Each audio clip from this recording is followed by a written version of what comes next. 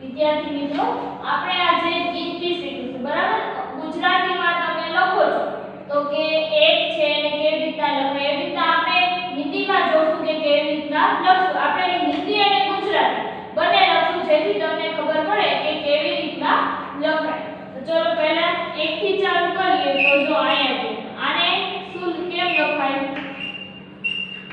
1 બરાબર હવે એને હિન્દીમાં કેમ લખશો આ હિન્દીનો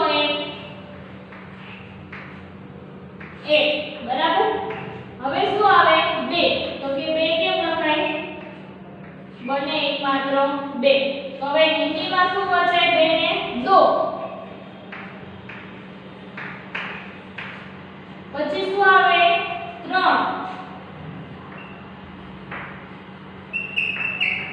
એને હિન્દીમાં શું લખાય 3 પછી શું આવે 3 પછી 4 હવે એને હિન્દીમાં શું કહેવાય 4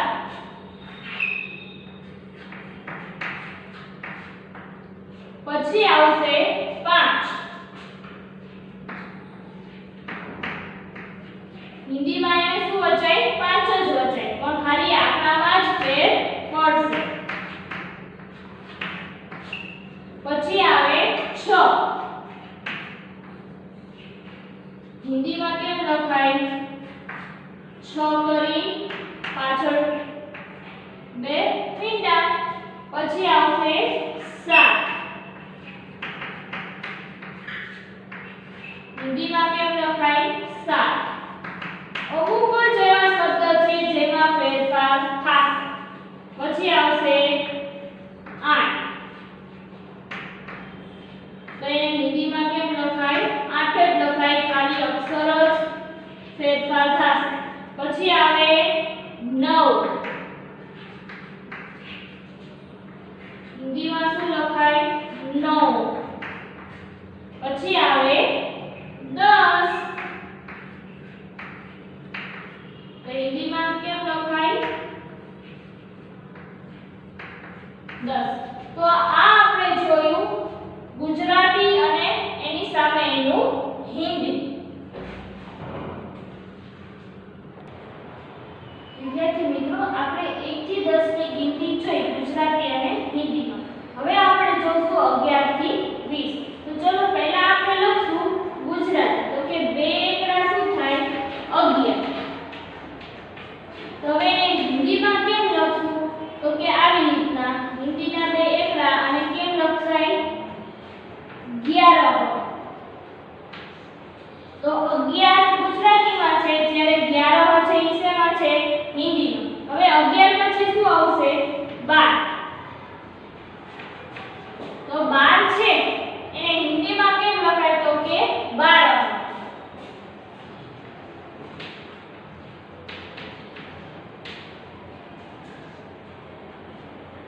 ગુજરાતીમાં 12 અને હિન્દીમાં 12 હવે 12 પછી શું આવશે તો કે 13 એટલે તમને 13 તો ગુજરાતીમાં તો તમને આવડે જ છે તો ગુજરાતીમાં 13 થાય હિન્દીમાં શું થાય 13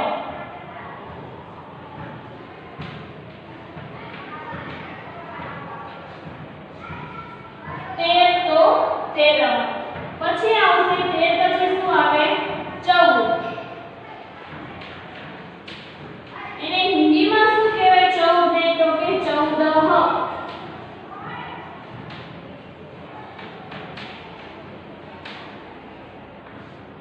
એવી રીતના 14 પછી શું આવશે તો કે 15 તો કે 15 છે એને હિન્દીમાં શું કહેવાય 15 જોઈ શકો છો અહીંયા 15 છગડે 16 એને કેમ લખાય આવી રીતે જ્યારે એને હિન્દીમાં શું કહેવાય તો કે 16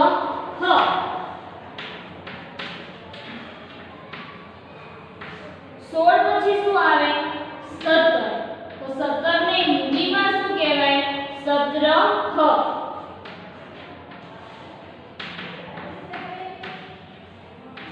પછી છે 17 પછી શું આવે તો કે 18 તો 18 કેમ થાય એટલે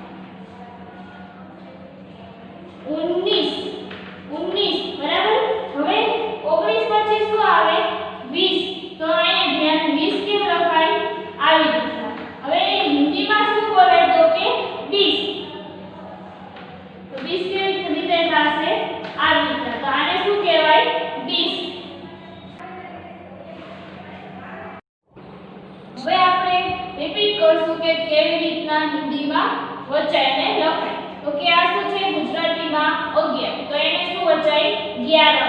પછી છે 12 તો એને શું લખાય 12. પછી છે 13 તો 13 ને 13. 14 તો 14. 15 તો 15. 16 તો 16. 17 તો 17.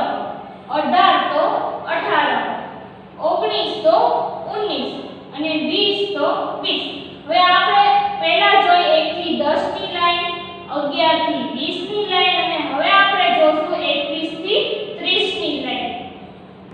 વિદ્યાર્થી મિત્રો હવે આપણે જોશું 21 થી 30 ની લાઈન. તો પહેલા શું આવશે બગડે એટલે શું વચાય 21.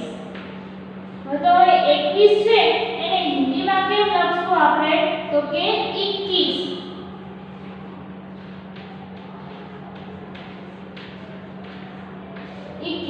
હવે શું આવશે 21 પછી તો કે 22. 22 ને શું કહેવાય હિન્દીમાં તો કે 22.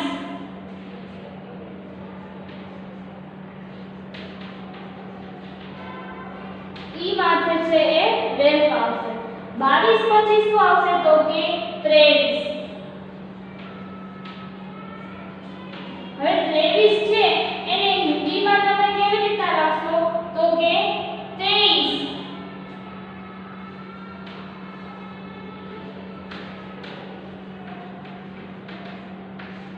પછી 23 પછી શું આવે તો કે 24. તો 24 કેમ લખશો આવી રીતના 24. 24 ને હિન્દીમાં શું લખશો 24.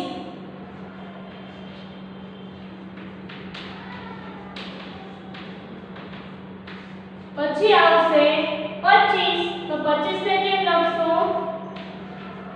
જો એમાં અડધો આવશે 25 તો એને હિન્દીમાં શું લખાય 25. પછી શું આવે 25 પછી 26. 26 તો એને હિન્દીમાં શું લખાય તો કે 26.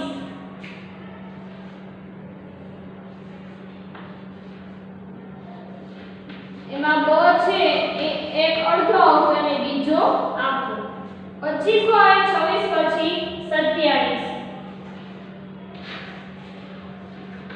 એમાં તો આખો જ આવશે.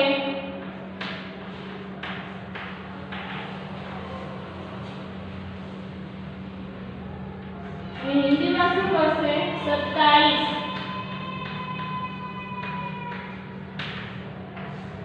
પછી છે તો કે 27 પછી 28.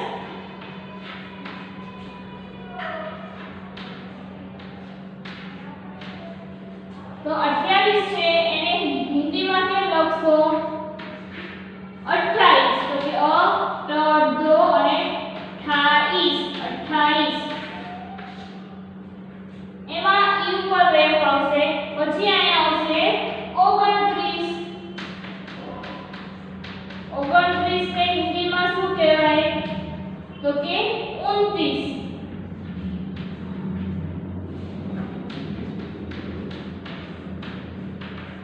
અને 29 પછી એટલે કે 29 પછી 30 આવે અને ગુજરાતીમાં 29 પછી 30. તો અહીંયા 30 અને હિન્દીમાં શું થશે 30. તો આ હતી 21 થી 30 ની લાઈન. ચલો આપણે જોઈએ 21 તો 21. 22 તો 22. 23 તો 23. 24 તો 24. 25 તો 25. 26 તો 26. 27 તો 27. 28 તો 28. 29 તો 29 અને 30 તો 30. હવે આપણે આગળ શું જોશું તો કે સ્વાધ્યાય.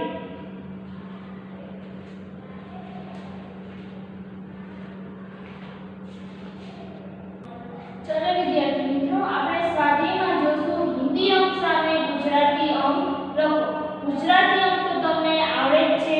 હિન્દી અંક તમારે ઓળખી એની સામે શું લખવાનું છે ગુજરાતી અંક. તો ચલો આ શું છે 5. તો 5 ને ગુજરાતીમાં કેમ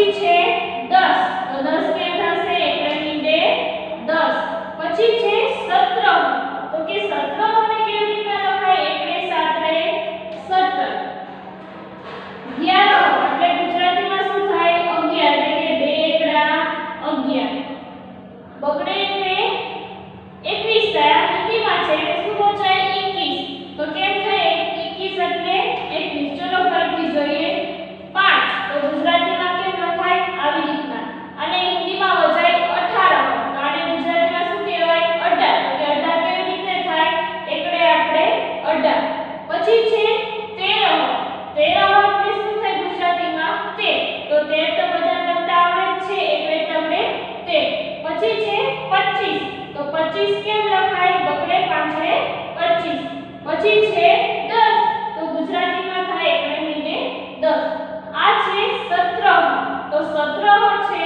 એને ગુજરાતીમાં શું કહેવાય 17 પછી છે 11 એટલે શું થાય 11 તો 11 કેવી રીતના લખાય 2 એકડા 11 પછી છે 21 એટલે કે 21 બગડે એટલે 21 આ હતું હિન્દી અંક સામે ગુજરાતી હવે શું લખવાનું છે હિન્દી અંક સામે ગુજરાતી શબ્દ લખવાના છે તમને જે હિન્દી અંક આપ્યા છે એની સામે તમારે શું લખવાનું છે ગુજરાતી શેમાં શબ્દ અહીંયા આપણે અંક લખ્યા હતા અહીંયા આપણે શું લખશું ગુજરાતી ચલો આ શું છે બગડે 9 ને શું થાય આ હિન્દીનો કોનો છે 9 તો કે 29 તો 29 છે એટલે ગુજરાતીમાં શું થાય 29 તો કેવી રીતે લખશું આવી રીતે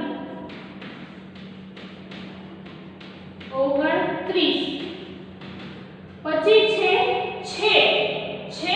તેને ગુજરાતીમાં શું લખાય 6 તો ખાલી શું આવશે 6 અને શું વચાય 14 તો 14 એટલે શું થાય ગુજરાતીમાં 14 તો 14 શબ્દમાં કેમ લખશો આવી રીતના 14 પછી છે 26 તો 26 છે એને તમે ગુજરાતી શબ્દમાં શું વાંચો છો 26